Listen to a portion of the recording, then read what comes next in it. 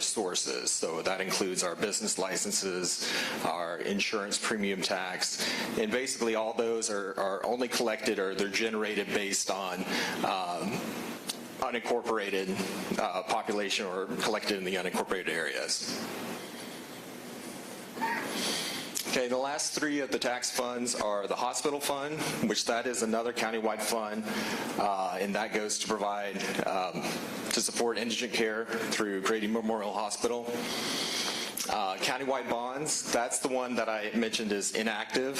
That was to fund some debt, some general obligation debt that was issued, I couldn't tell you how many years ago, but we retired that debt several years ago, so we're no longer levying a millage rate for the countywide bonds. And then the unincorporated bonds are similar in the case to the countywide bonds. They're general obligation bonds that were issued, I think back in 2006 were the last time we issued those. And unincorporated bonds is a bit of a misnomer because it includes really everywhere in the county that was unincorporated when the bonds were issued. So at the time, this was before Tucker or Dunwoody or Brookhaven, any of the new cities incorporated, so they would still be subject to the millage rate for those bonds. All right, moving on to the enterprise funds. What those are funds that function more like a business would, where the revenue that they generate through fees or charges is what is used to then run the business. So those include our water and sewer system, our stormwater utility, sanitation, and PDK airport. So I think those are fairly straightforward. You pay your water bill, and then that's what goes to then fund the operations of the water and sewer system. Okay, the internal service funds, these are funds that get their revenue basically from all the other county funds that use them. So we have the risk management fund, workers' comp, vehicle replacement, fleet management are the four internal service funds. So to give you an example of how that works, every department that has vehicles pays a certain amount vehicle replacement charge into the vehicle replacement fund. So when that vehicle is at the end of its useful life, there's funding available to then replace the vehicle. Same thing, they pay fleet management charges to cover any sort of maintenance or repairs for the vehicles as well. All right, special revenue funds, I won't go through all those because it's a long list, but those are anything that have sort of a dedicated revenue source that's for a specific purpose. The two that I normally hit on are the 911 fund. So that, most of its revenue is generated through the 911 fees that are charged on your telephone bill. And so that's a dedicated revenue. We can't use that for anything other than 911 services. And the development fund is what is funded through the fees for inspections and any sort of development permits that are required. And then the last part of the operating budget, the annual operating budget, is our revenue bond funds.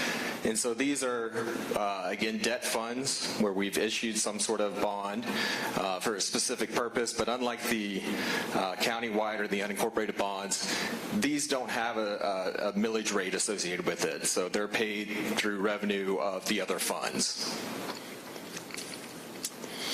Okay, so shifting into the 2023 budget, CEO Thurman's priorities for this budget are public safety, retention, hiring, and training, community health and well-being, beautification and placemaking, and sustain and improve county-owned assets.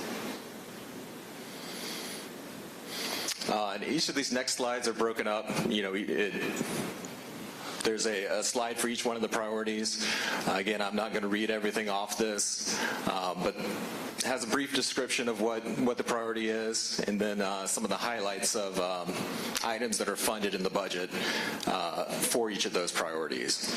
So you see that there's $9.7 million in the budget to fund 222 positions in the police department.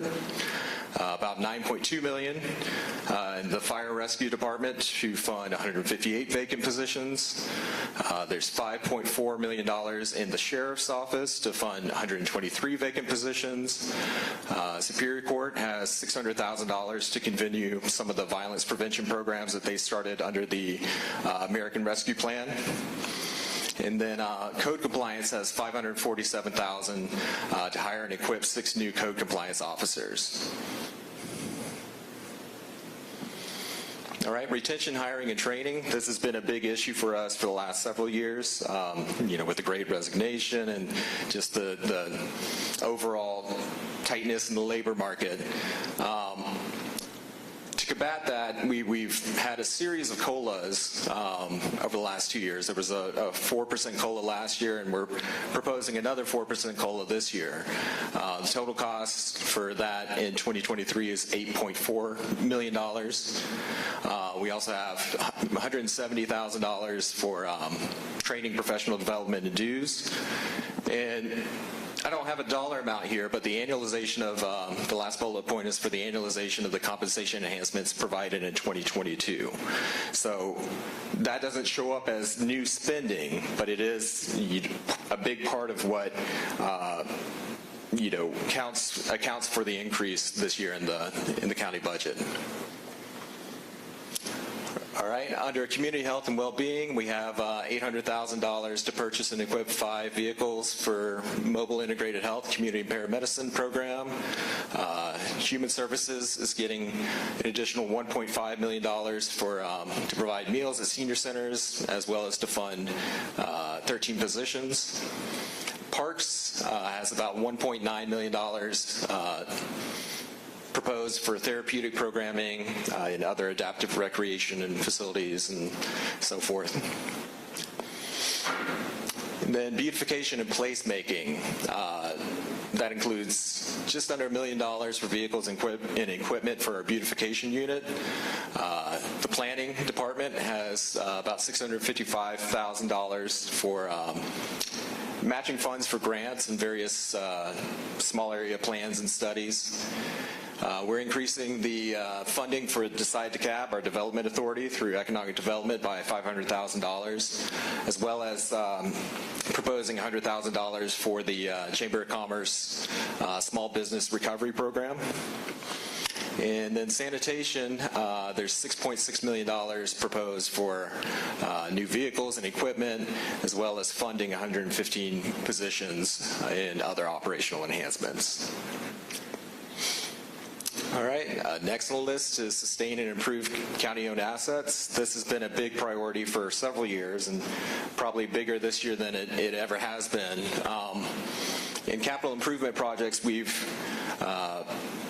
proposing $51.4 million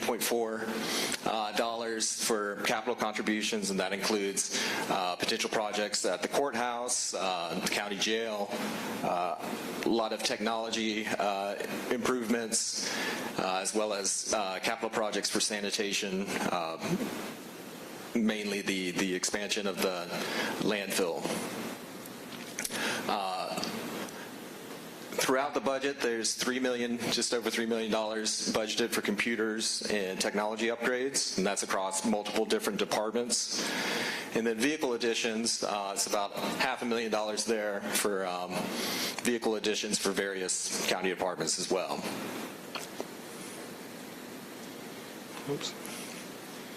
All right, and so this is just a timeline for the 2022 budget, or 2023, excuse me. So the budget priorities and instructions were sent out to departments on December 2nd. They were required to return those requests to us by December 9th, and then we, in turn, developed the budget recommendation and submitted that to the Board of Commissioners on December 15th. So, as mentioned before, we're holding 3 of these public information meetings. This is the second of 3, And then we're also having 2 public hearings on the budget. One is next Thursday, the 16th of February, and then the second will be February 28th, which is also when we are scheduled to adopt the budget. So between now and then, we're going to continue to have committee meetings discussing departmental budgets. There's more than likely going to be amendments to the budget, but the budget itself will be adopted February 28th. All right, this is just a breakdown of the proposed budget by the different fund classes. So you'll see that the tax funds are 51% of the total operating budget, followed by the enterprise funds at 30%, internal services funds at 17%, and then the special revenue funds and the revenue bond funds just make up maybe a little over 2%. All right, and this is how the revenue for the tax funds breaks down by fund. So the largest part is the general fund at 58%, and then followed by police fund and fire fund, and then the other funds make up the rest. This is where the revenue for the tax funds comes from. So this largest piece here, the 53.7%, that is from property taxes. The next largest in blue is our e-host. And e-host is a sales tax. It stands for the Equalized Homestead Option Sales Tax. And the way that works is really an offset to property taxes. So the revenue that's generated through e-host is used to provide a credit on property tax bills for homestead properties. So in the last several years, it's provided 100% credit to homestead properties for the general fund and the hospital fund, which are the 2 county-wide funds that have millage rates. Then from there, other taxes are 13%, and then lots of other smaller categories make up the rest.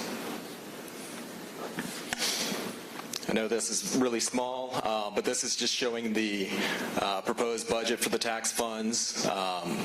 The first column has our projected fund balance, and so the fund balance is just how much money, you can think about it as how much money we have in the bank to start the year.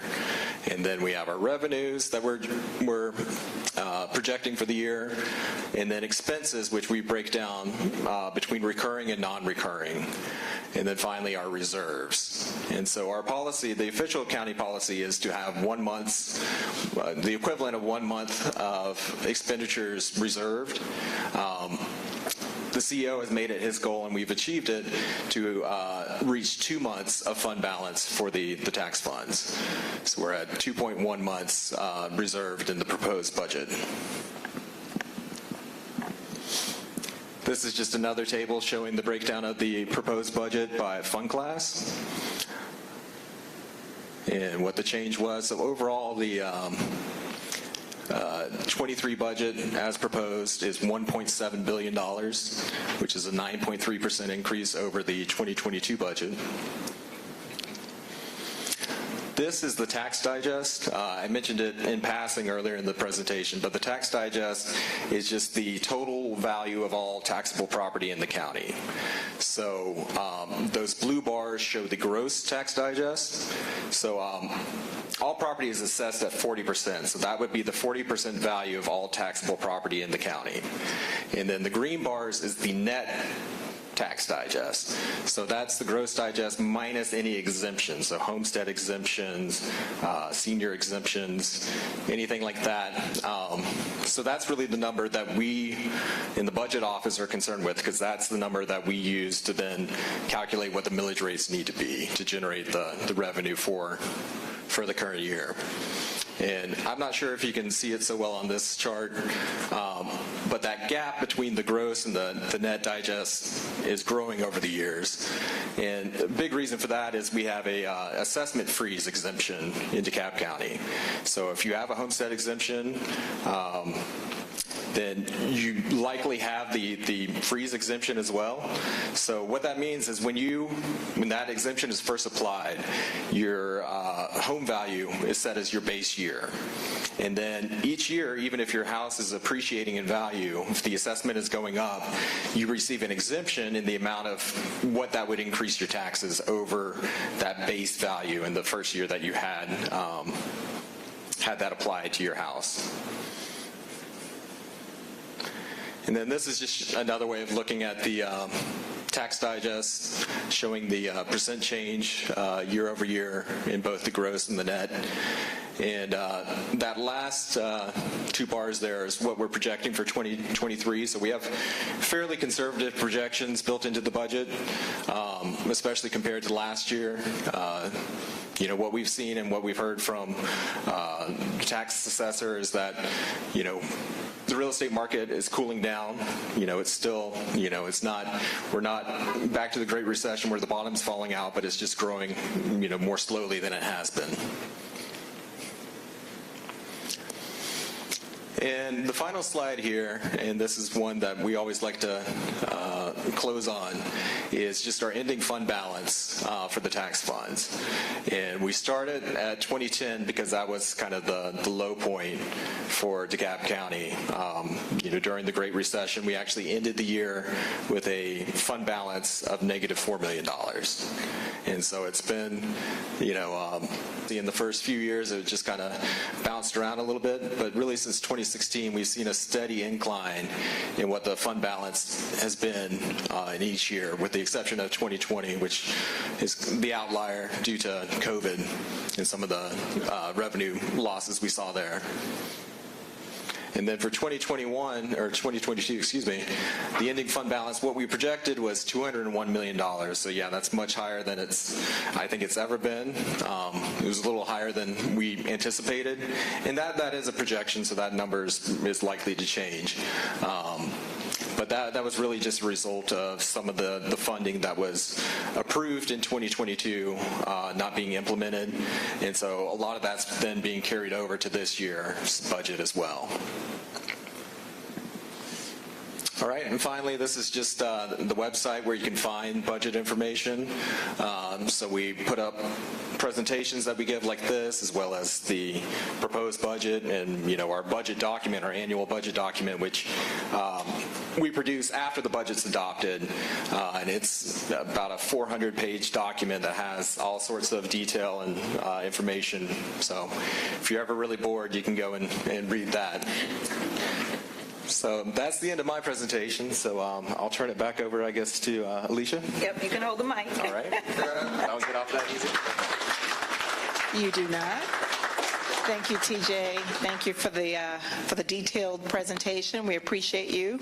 I just want to remind our YouTube viewers that when you're watching, please click on the title for the link for the presentation. That will take you into the chat, and we'll be able to see your questions, and Carrie is going to help me get to those questions. But we'll open it up to our audience here tonight. If anybody has any questions of TJ and the budget or the commissioner, let's go for it. Yes, ma'am, you ready? Sure. I'll take this off. I'm curious about where you can get information about the specific departments and their individual budget and what that budget is based on, and how that's grown or not grown over the years. Is there that kind of information available? Typically, yes, and we're working to produce that for this year. We had a few hiccups in getting all the reports done this year, but I hesitate to say it because I thought we'd have it by now, but I think by the end of this week we should have that information, and it'll be posted on the website. So basically what you'll do is if you click on the proposed budget, it kind of starts out with some summary tables showing the big picture, kind of like we talked about here, and then gradually it gets into more detail. So, eventually what we call them are the blue sheets, and those are the department detail sheets. So they're not there yet, but they will be. All right. Anyone else? Thank you. That was amazing. I'm glad people like you exist. Is there a way to know what budget figure was requested by each department so we could determine, for example, the sheriff, she might have asked for a 5% increase and only 1.9 was granted. And the second question is, and you may not know the answer to this, how do we know how the money is used by individual departments, or who is overseeing how the money is used in individual departments? So, answer the first question of whether or not you'd be able to see the requested amounts. Yes, they are part of those blue sheets that I just referred to. So that'll be available. It's not there yet, but it will be available. And then I guess your other questions were to see who is responsible and what has been done with the funding. Is that? Yeah. So if the sheriff gets $87 million or whatever it is, how do we follow up to see how that money was used by her department? So the budget itself does have some history as far as what was spent in previous years. And it may, depending on the department, have additional detail about, how it was spent. But yeah, that might not be something that's just readily available publicly. But if it's, it is public information, so if you have questions like that, that's something you can request, and we could, we could get that for you. I think maybe you have something to add. So you can get the payroll, so that's easy, right? You can run the payroll for any department and see how they spent their funds. And then you can also run an Oracle report to see what goods and services they purchased. So although it doesn't currently exist in one document, the information is certainly, you can get it. Is that something that you and the chief executive officer review?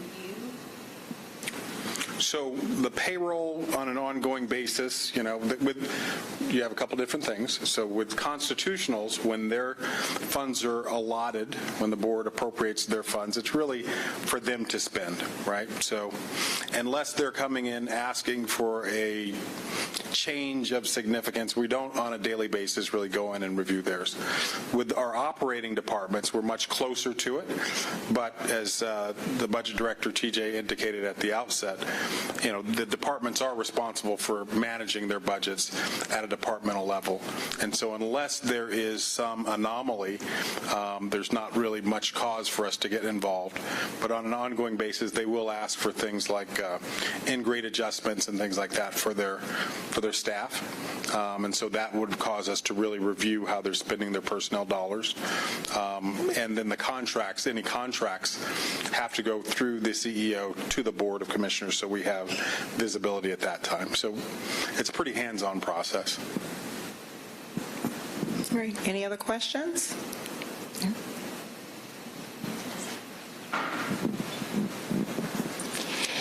Prior to being elected, I remember us doing an open records for the amount of money that we're collecting from like Comcast in the form of franchise fees.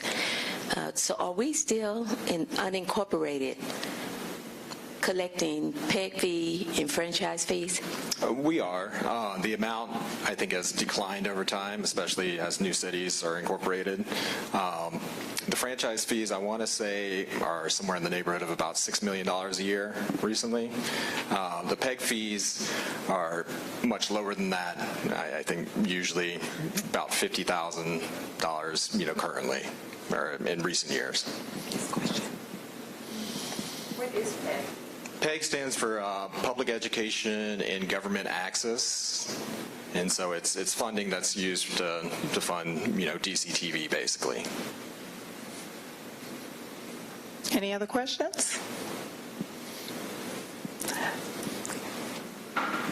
And while I'm walking over here, I also want to add that Commissioner Bradshaw has 2 upcoming special call committee meetings. One next week, Thursday. I was trying to pull them up. But all of this... 16th, 23rd, and 27th. Yeah, starting at 3:30? 16th is at 2 o'clock. I'm sorry. Forgive me. 16th, the FAB meeting on the 16th, I believe, is at 2 p.m. On the 23rd is at 3:30 p.m. And on the 27th is at 9 a.m. And we'll post them and send that information out along our communication platforms. Thank you very much. I just wanted to know, and while I appreciate all the work of just keeping operations going and keeping things continuing, is there anything that you all see as transformational in this year's budget that we should be watching out for? Or I saw the priorities for CEO Thurman.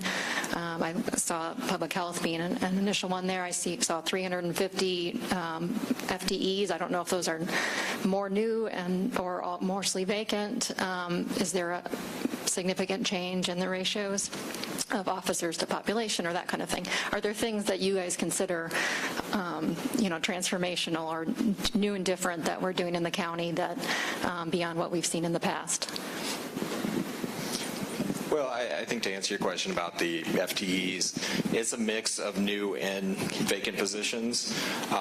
Since you mentioned police, the issue that we've been having there is not that, we aren't funding enough officers, it's that we can't hire enough officers.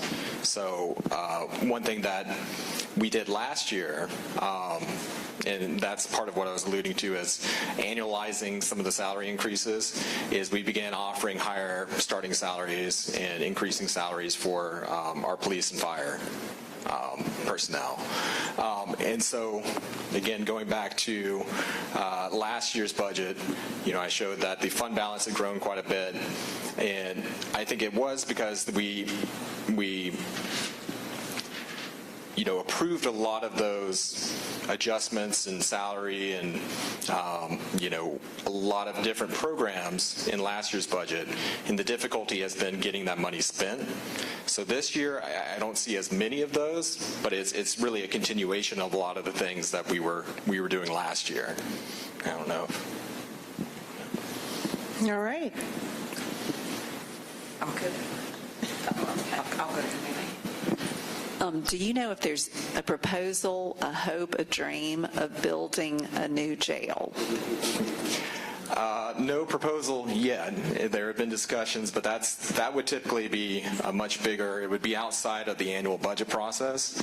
I think the last estimates I saw for a new jail are somewhere around $700 million, and I think I actually saw that Fulton County is looking at building a new jail, and their estimate was $1 billion. So that's going to be a much bigger conversation and than what we could address in just the annual budget. Can I address that real quick? So there have been proposals that have been floated.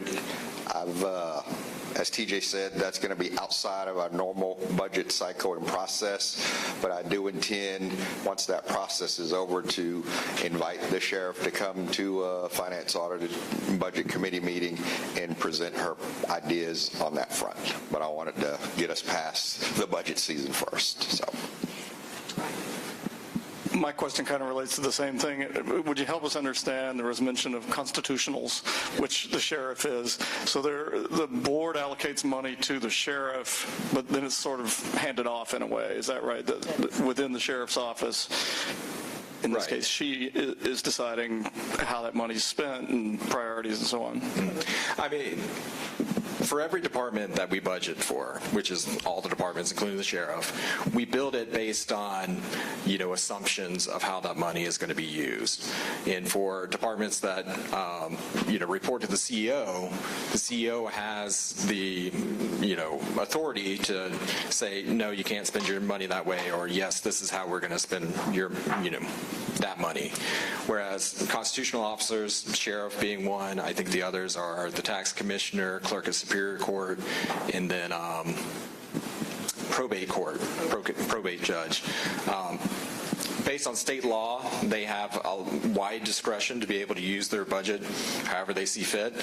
And there's really not much legally that the county or the governing authority can do to say, no, you can't spend that. The role of the governing authority is mostly to set their, kind of that bottom line number. And, I guess the responsibility of the governing authority is to make sure that they have enough funding to perform their constitutional duties. So I've been corrected on this multiple times by the sheriff. Sheriff's department is not a department of the county government. It's the sheriff's office. She has corrected me multiple times. The sheriff is a constitutional officer. She's elected by the people.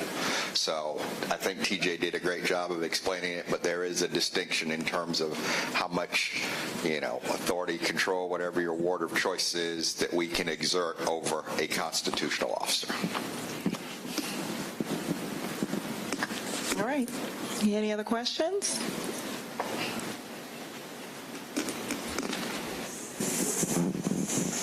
So just to follow up with that, is there something at the state level then that oversees how these constitutional officers spend their money? Yeah, how they're governed how they're constituted is governed by. I'm sorry, I'm wicked at not grabbing the microphone. Yep, how they're governed is how they're managed, if you will, is covered by state law. So state law is what controls. Any other questions? Okay.